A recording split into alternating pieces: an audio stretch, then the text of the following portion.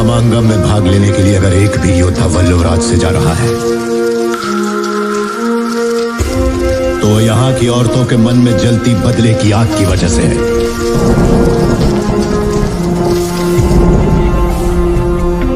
ऐसी ही वीरांगनाओं की कोख से मैंने और तुमने जन्म लिया है।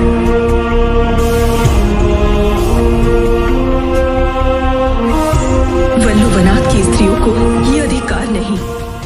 टाइगर ऑफ मैसूर की कहानी। टीपू सुल्तान, जिन्हें टाइगर ऑफ मैसूर के नाम से जाना जाता है, वो मैसूर राज्य के रूलर थे जो मैसूर के सुल्तान हैदर अली के सबसे बड़े बेटे थे और उनका असली नाम था फतेह अली खान साहब। लेकिन वो टीपू सुल्तान या टाइगर ऑफ मैसूर के नाम से ही जाने जाते हैं और इन्हें first freedom fighter of India भी कहा जाता है।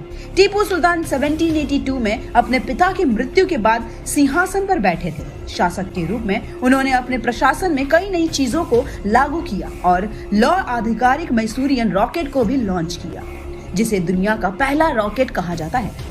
उनके पिता के फ्रांसीसी के साथ राजनयिक संबंध थे, जिसके कारण टीपू सुल्तान को फ्रांसीसी अधिकारियों से सैन्य प्रशिक्षण भी मिला और उन्होंने अपनी सेना को काफी अच्छी तरह से ट्रेन किया था, जो सबसे अलग और चालाक थी। शासक बनने के बाद अंग्रेजों के खिलाफ उन्होंने फ्रांसीसी के साथ मिलकर उनसे लड़ने के लिए अपने पिता की नीति को जारी रखा। उन्होंने टाइगर को अपने शासन के प्रतीक के रूप में अपनाया था। कहा जाता है कि एक बार उनके दोस्त जो एक फ्रांस ऑफिसर थे, उनके साथ शिकार पर गए थे, तब उन्होंने बिना डरे बाघ को मार गिराया और तब से उन्हें मैसूर के टाइगर के नाम से बुलाया जाने लगा। टीपू सुल्तान ने 18 वर्ष की उम्र में अंग्रेजों के विरुद्ध पहला युद्ध जीता था। उन्होंने अपने शासन काल में 3 बड़े युद्ध किए और तीसरे युद्ध में वो वीर गति को प्राप्त हुए। टीपू सुल्तान की पहली लड़ाई साल 1779 में एंग्लो मैसूर वॉर में थी, जिसमें उन्होंने मैंगलोर की संधि के साथ युद्ध को समाप्त किया और सफलता हासिल की।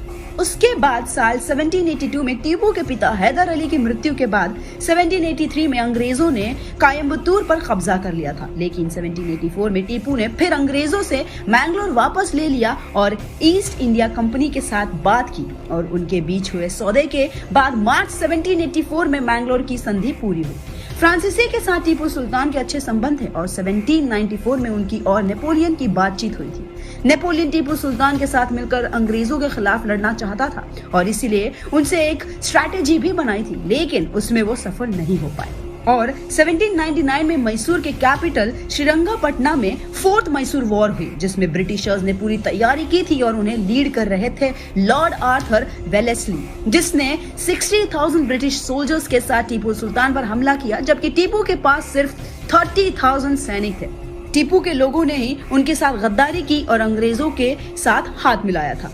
उनके महामंत्री और फ्रेंच मिलिट्री ने उन्हें सीक्रेट गेट से भाग जाने को कहा, लेकिन उन्होंने किसी की नहीं सुनी और इस युद्ध के दौरान उनकी मौत हुई और उन्हें उनके पिता की कब्र के पास ही दफनाया गया था।